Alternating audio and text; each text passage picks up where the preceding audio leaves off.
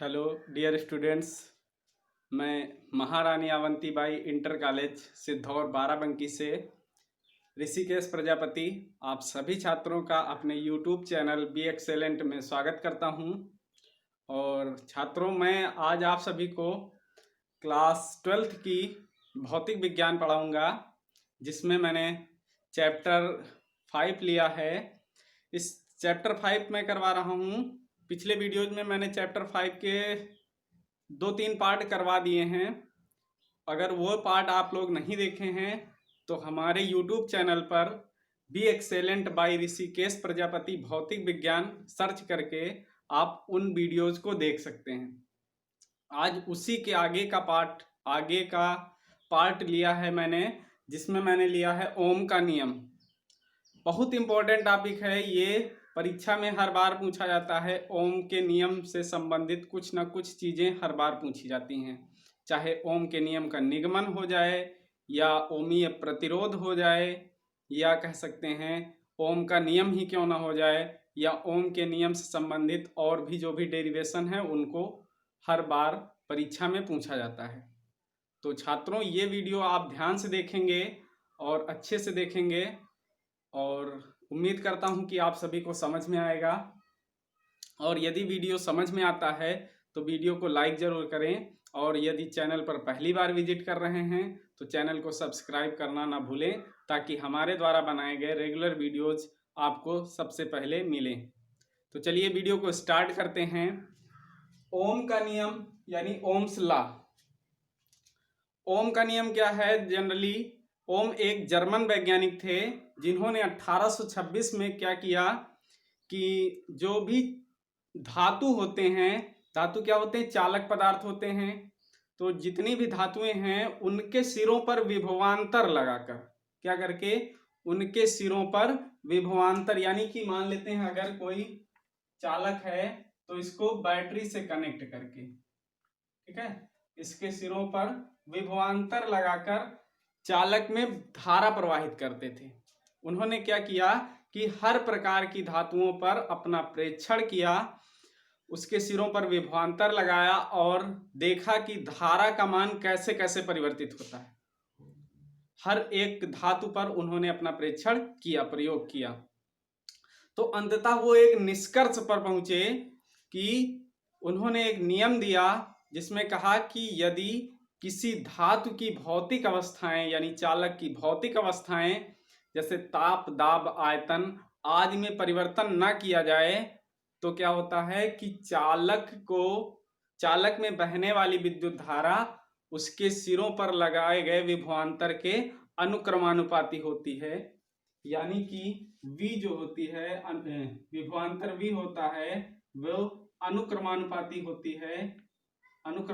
होता है I के, यानी विद्युत धारा के प्रोपोर्शनल में V होता है। यानी V का मान जैसे जैसे आप बढ़ाएंगे I का मान बढ़ता जाएगा।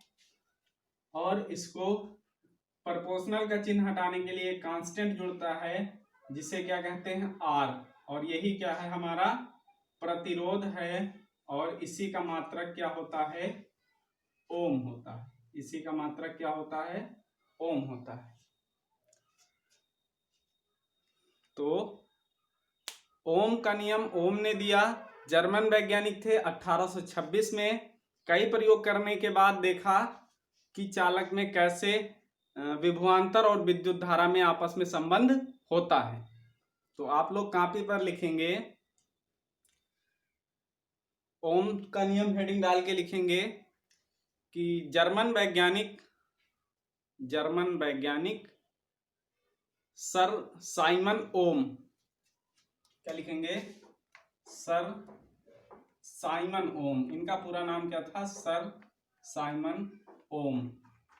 जर्मन वैज्ञानिक सर साइमन ओम ने 1826 में कई धातुओं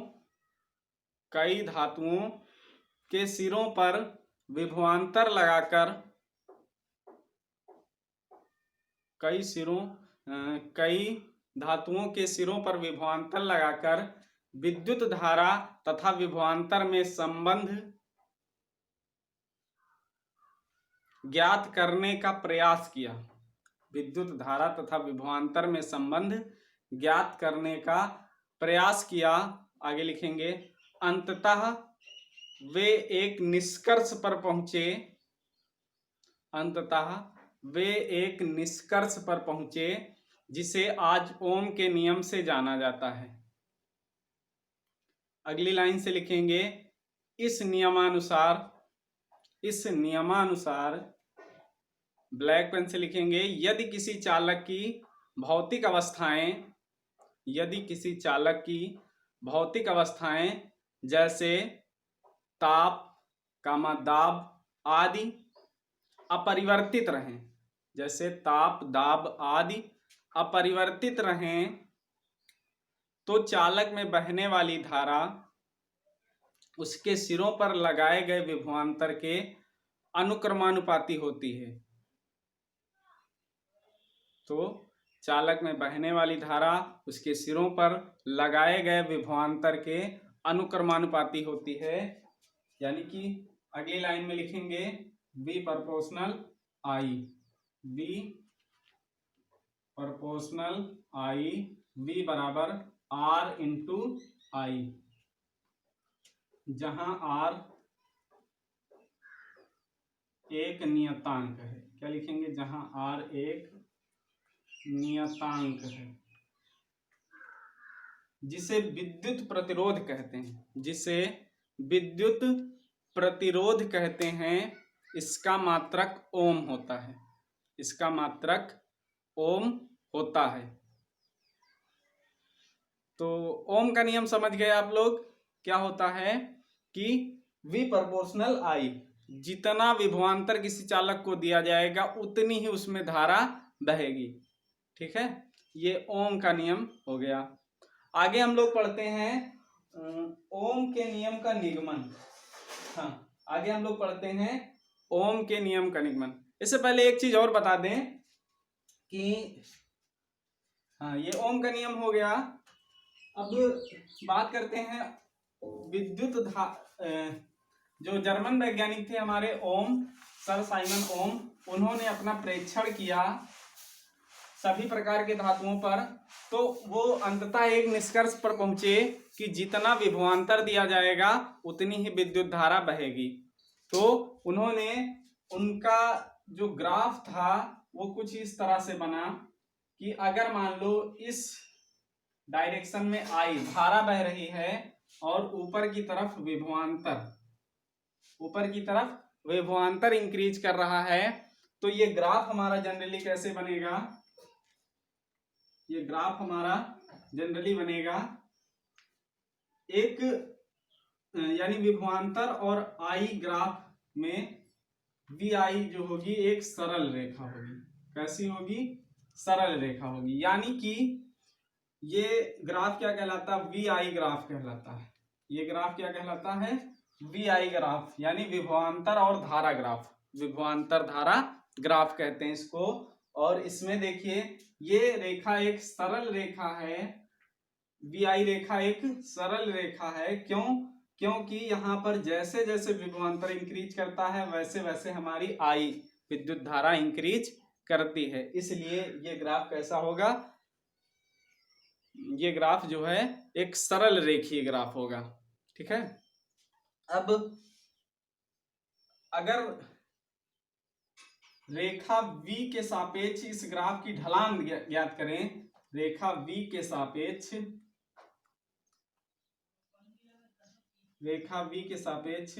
इस ग्राफ की ढलान ज्ञात करें, तो क्या होगी? tan थीटा बराबर V अपान I। क्या होगी? tan थीटा बराबर V अपान I। अब यहाँ पर tan थीटा बराबर क्या होता है? एक त्रिभुज में लंब बटे आधार होता है। तो यहाँ पर हमारा देखिए जो ऊपर की रेखा है ये क्या है? लंब है, V है, और आधार क्या है? I है। तो इस ग्राफ की जो टेंजेंट होगी, स्पर्श रेखा होगी ये वाली, इसका ढलान कितना होगा? tan थीटा बराबर V अपान I होगा। बात समझ में आ रही ना? हर बार उन्होंने प्रयोग किया ओम साहब ने, और क्या देखा कि हर बार जो v और i के बीच में ग्राफ बनता है वो एक सरल रेखा को रिप्रेजेंट करती है, तो इसलिए ये ग्राफ कैसा होगा? सरल रेखीय ग्राफ होगा। कैसा होगा? सरल रेखी। और रेखा v के सापेक्ष जो ग्राफ की ढलान होगी वो tan थीटा बराबर v अपान i होगी। सरल रेखीय ग्राफ। ठीक है, तो ये था हमारा ओम का नियम। आप लोग इसको भी बना लेंगे कि वी आई ग्राफ है ना, बना लेंगे कि रेखा v के सापेक्ष ग्राफ, इस ग्राफ की ढलान यानी वी आई ग्राफ की ढलान tan थीटा बराबर v अपान आई होगी। और ये ग्राफ कैसा होगा? सरल रेखीय ग्राफ होगा, क्योंकि जैसे विभवांतर इंक्रीज करता है वैसे वैसे क्या हमारी विद्युत धारा भी इसमें इंक्रीज करती है। ठीक है, तो इसको आप लोग ये सरल रेखीय ग्राफ यानी कि वी आई ग्राफ के नाम से इसका नाम क्या दे देंगे? वी आई ग्राफ करके इस फिगर को भी फिर पर बना लेंगे। ठीक है, अब बात करते हैं ओम के नियम का निगमन। हमने पढ़ लिया ओम का नियम, अब पढ़ेंगे क्या? ओम के नियम का निगमन। ओम के नियम का निगमन भी पूछा जाता है पेपर में, आप लोग इसको भी अच्छे से देखेंगे।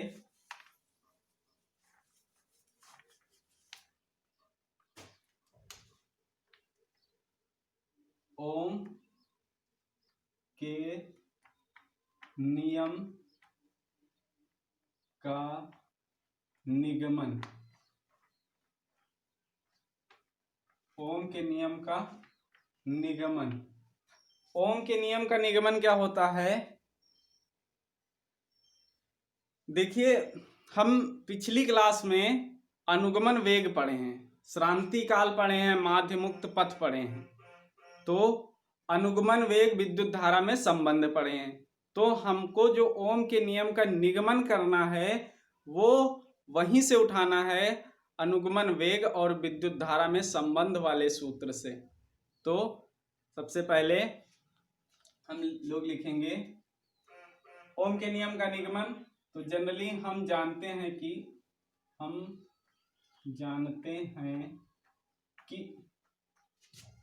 अनुगमन वेग, क्या?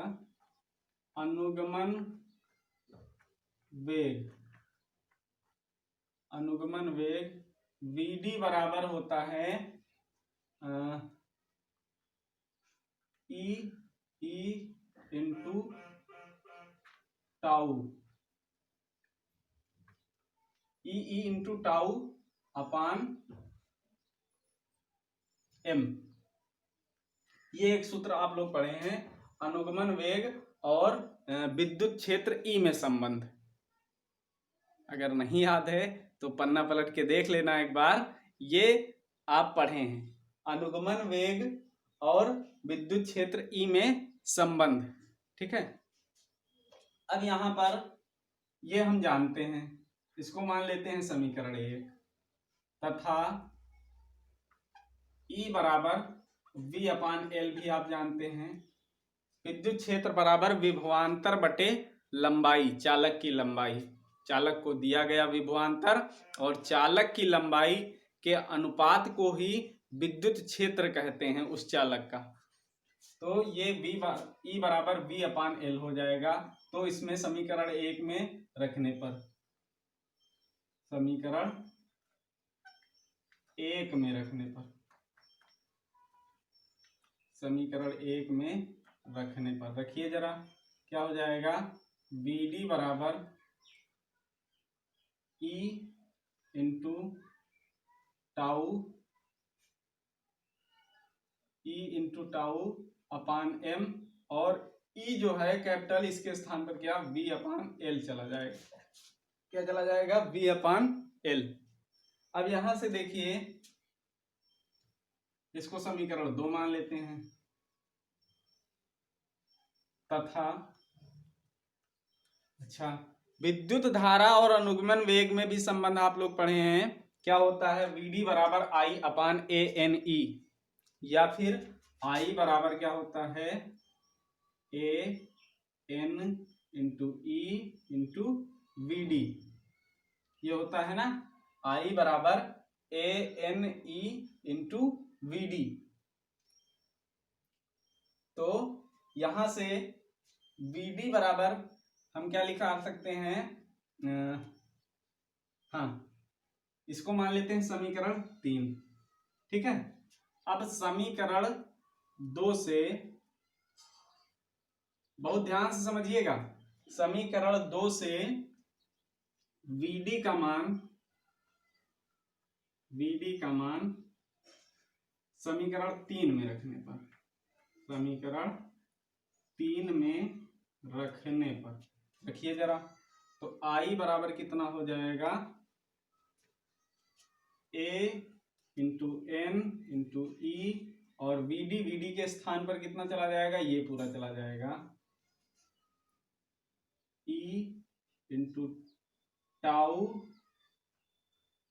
टाउ नहीं बन पा रहा है, tau E into tau upon M into V अपान L, इतना पूरा चला जाएगा। ठीक है, अब यहां से देखिए I बराबर कितना हो जाएगा,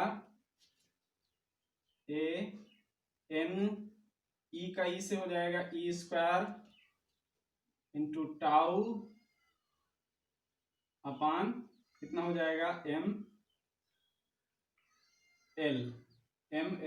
और ये कितना हो जाएगा V को अलग रखते हैं क्योंकि हमको V और ओम के नियम का निगमन पढ़ना है ना, तो V और I में संबंध पढ़ना है हमको। तो यहां से अगर हम इसको उस साइड ले लें, यानी कि V बटे I कर लें, यहां से कितना कर लें, बात समझिएगा, V बटे I कर लें, यानी कि ये I जो है इधर बटे में आ गया, तो ये चीज इधर जो है वो कैसे हो जाएगी, M इंटू L ऊपर हो जाएगा, नीचे क्या हो जाएगा, A into N into E square into tau, ये हो जाएगा ना। तो यहां पर देखिए अगर इसकी बात करें हम इतने की, तो M क्या है, किसी पदार्थ का या अणु का या इलेक्ट्रॉन का द्रव्यमान है, तो ये एक नियतांक हुआ। L क्या है, किसी चालक तार की लंबाई है, तो ये भी एक नियतांक हुआ। A क्या होता है, उसका एरिया है, क्षेत्रफल है, तो क्षेत्रफल भी एक नियतांक होता है, जो भी तार लेंगे। N क्या है, इलेक्ट्रॉनों की संख्या है, तो वो भी एक नियतांक ही होगी। और E जो होती है इलेक्ट्रॉन पर आवेश होता है, ये भी नियतांक होता है। और जो टाउ है हमारा, ये श्रांति काल है, इसको भी मैंने नियतांक के रूप में 10 की पावर -4 के रूप में बताया था। कितना होता है, 10 की पावर -4 होता है, तो ये भी क्या हुआ, एक नियतांक हुआ। तो फाइनली हम क्या लिख सकते हैं, V अपान I बराबर, इसको R यानी नियतांक का नाम दे सकते हैं, V अपान I बराबर R इंटू R जो है वो क्या है, एक नियतांक है। तो ये हमारा क्या होता है, ओम का नियम होता है, V अपान I बराबर R, ये क्या है, ओम का नियम है। यहां पर क्या लिखेंगे, यही ओम का नियम है, ओम का नियम है। बात समझ में आ गई ना, कि V अपान I बराबर R हमको निकालना था, जो हमने निकाल लिया। किसकी सहायता से, अनुगमन वेग विद्युत धारा में संबंध, अनुगमन वेग और विद्युत क्षेत्र E में संबंध, दो समीकरणों को लेकर चले हम, और फाइनली करते हुए क्या निकाल लिए, ओम का नियम निकाल लिए। यही ओम का नियम का निगमन है, सबसे आसान निगमन। इसी तरह से बाकी अन्य बुकों में कई सारे तरह से ओम के नियम का निगमन करवाया गया है, लेकिन आप जैसे सीखना चाहें, हमने आपको ऐसे सिखाया, ये सबसे आसान तरीका है ओम के नियम का निगमन सीखने का। तो हो जाता है आपका ओम के नियम का निगमन। अब बात करते हैं ओम के नियम की सीमाएं। किसकी बात करते हैं, ओम के नियम का निगमन आप लोग लिख लेंगे फेयर पर, और अच्छे से लर्न करेंगे और याद कर लेंगे कैसे कैसे क्या चीजें होती हैं, कहाँ का मान कहाँ पर रखना है। ठीक है, अब बात करते हैं, इसको लिख लेंगे कॉपी पर, इसके बाद अगली हेडिंग आप लोग लगाएंगे, ओम के नियम की सीमाएं। ओम के नियम की सीमाएं, इसको इरेज कर देते हैं, हेडिंग डालिए ओम के नियम की सीमाएं। और अरैखिक VI अभिलक्षण भी इसको बोलते हैं। क्या बोलते हैं? अरैखिक VI अभिलक्षण। हेडिंग हम लगा देते हैं, ओम के नियम की सीमाएं। ओम के नियम की सीमाएं। इसका दूसरा नाम है अरैखिक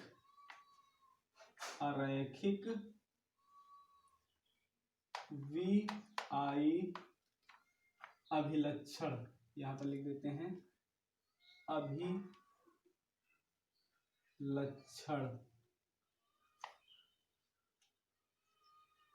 बात समझ में आ रही ना? ओम के नियम की सीमाएं। ओम ने हर एक धातु पर शोध किया, हर एक धातु पर प्रयोग किया, लेकिन क्या कुछ धातुएं या कुछ युक्तियां ऐसी भी हैं जो ओम के नियम का पालन नहीं करती होंगी, तभी तो ओम के नियम की सीमाएं हैं। और अरैखिक VI अभिलक्षण, अभी हमने क्या बताया? ओम के नियम ने VI ग्राफ को बताया एक सरल रेखी ग्राफ, यानी एक रेखी ग्राफ है। लेकिन अब ये क्या कह रहे हैं? अरैखिक VI अभिलक्षण। अरैखिक का मतलब, अब इनके कहने का तात्पर्य है कि ये एक सरल रेखा नहीं होगी, यानी कि वहां पर ओम के नियम की सीमा समाप्त हो जाएगी। ठीक है, तो बात करते हैं कहां पर ओम के नियम की सीमा समाप्त हो जाएगी। तो ओम के नियम जो होता है वो केवल चालक की भौतिक अवस्था परिवर्तित ना हो तब लागू होता है। अब बात करें, एक चालक तार में अगर विभवांतर दिया जाएगा, जितना ज्यादा विभवांतर बढ़ाया जाएगा विद्युत धारा बढ़ती रहेगी, ओम का नियम लागू होता रहेगा। ठीक है, लेकिन जो एक बल्ब का तंतु होता है, बल्ब का तंतु होता है, वो तंतु भी तो एक वायर है, लेकिन जब उसको अधिक विभवांतर दिया जाता है तो वो तंतु गर्म हो जाता है। टंगस्टन धातु का तंतु होता है, आप लोग जानते हैं, वो गर्म हो जाता है। और गर्म हो गया तो क्या हुआ? उसका ताप बढ़ गया ना? उसका क्या बढ़ गया? ताप बढ़ गया। और ताप बढ़ने पर ओम का नियम लागू नहीं होता है। अभी हमने बताया ना कि ताप और दाब में परिवर्तन ना हो तब ओम का नियम लागू होता, अन्यथा नहीं। तो लिखेंगे आप लोग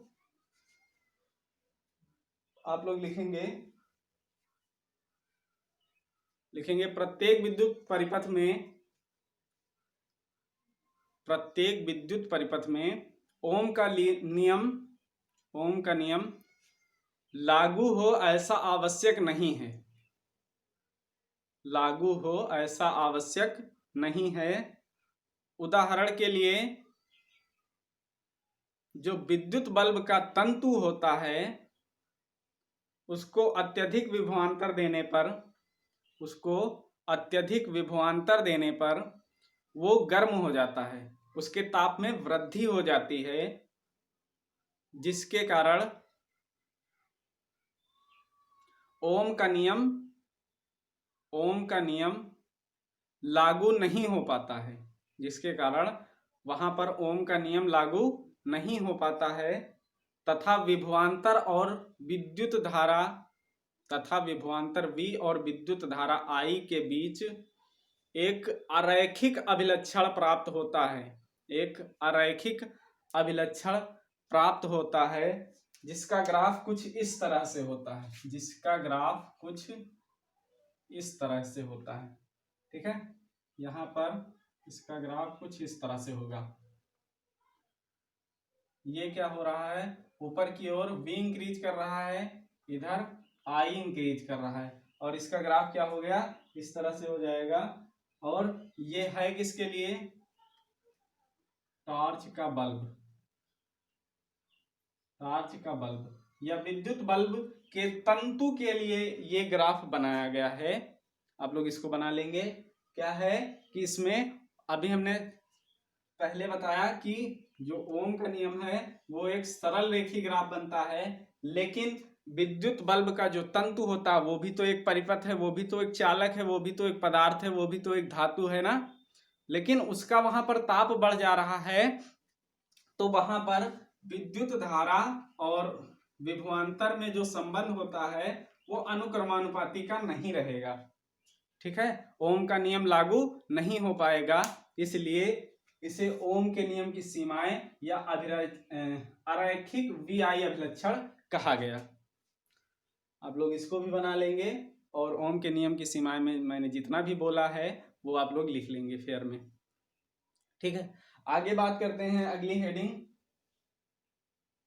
ओमीय प्रतिरोध तथा अनओमीय प्रतिरोध। हेडिंग लगाएंगे ओमीय तथा अनओमीय प्रतिरोध। ओमीय तथा, आज ओम के नियम से जितना भी चीजें संबंधित हैं सब हो जाएंगी। ओमीय तथा अनओमीय प्रतिरोध।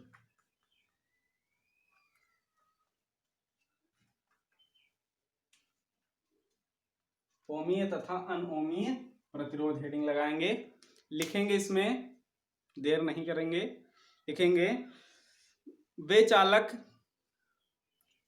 चालक जो ओम के नियम का पूर्णतः पालन करते हैं। वे चालक जो ओम के नियम का पूर्णतः पालन करते हैं ओमीय चालक कहलाते हैं। ओमीय चालक, ये ओमीय चालक कहलाते हैं तथा इनके प्रतिरोधों को ओमीय प्रतिरोध कहते हैं। तथा इनके प्रतिरोधों को ओमीय प्रतिरोध कहते हैं। अगली, जैसे इसमें लिख लेंगे, जैसे में है तुम्हारा तांबे का तार, टंगस्टन का तार, पारा आदि। तांबे का तार, टंगस्टन का तार, पारा, चांदी का तार भी आएगा। ये सभी तार जितने भी वायर हम लोग यूज करते हैं वो उनमें सब में आदि, है ना। ये हो गया ओमी। अब लिखेंगे वे चालक पदार्थ, आगे लिखेंगे अगली लाइन से, वे चालक पदार्थ जो ओम के नियम का पालन नहीं करते हैं अनओमीय चालक कहलाते हैं तथा इनके प्रतिरोधों को अनओमीय प्रतिरोध कहते हैं। तथा इनके प्रतिरोधों को अनओमीय प्रतिरोध कहते हैं। जैसे ट्रांजिस्टर, जैसे एग्जाम्पल में लिखेंगे ट्रांजिस्टर, और भी कई सारे एग्जाम्पल हैं। ट्रांजिस्टर हो गया, निर्वात नलिका हो गई, टॉर्च का बल्ब। निर्वात नलिका जानते हैं, ऐसी नलिका जिसमें वायु ना भरी हो, निर्वात भरा हो, वो नलिका निर्वात नलिका कहलाती है। टॉर्च का बल्ब आदि, ये सभी चालक कैसे हैं? अनओमीय चालक हैं और इनके प्रतिरोध अनओमीय प्रतिरोध कहलाते हैं। अगली है हेडिंग, लास्ट है ओम के नियम से संबंधित, गत्यात्मक प्रतिरोध। गत्यात्मक प्रतिरोध, गत्यात्मक, यहां पर लिख देते हैं गत्यात्मक प्रतिरोध। गत्यात्मक प्रतिरोध,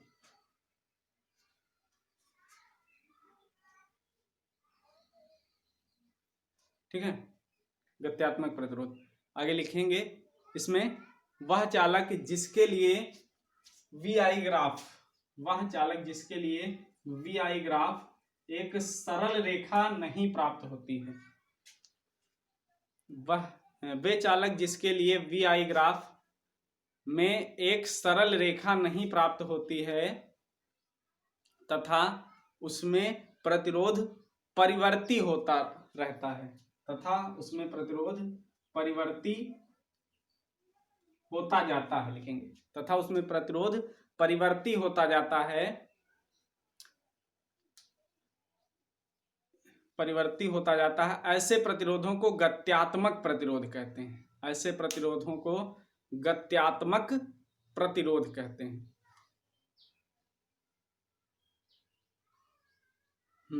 तो ये हो गए आज हमारे ओम के नियम से संबंधित जितने भी तथ्य थे। ओम का नियम, ओम के नियम का निगमन, अनओमीय ओमीय प्रतिरोध, गत्यात्मक प्रतिरोध और अरैखिक अभिलक्षण, ओम के नियम की सीमाएं, ये सभी टॉपिक हो गए। इसमें से कुछ ना कुछ जरूर आपके एग्जाम में पूछा जाएगा और उम्मीद करता हूं कि आप सभी छात्र इसे अच्छे से लर्न करेंगे और कॉपी पर नोट करेंगे। तो आज के लिए बस इतना ही, और आप लोग अपनी पढ़ाई अच्छे से करते रहें। मिलते हैं अगले वीडियोज में। धन्यवाद।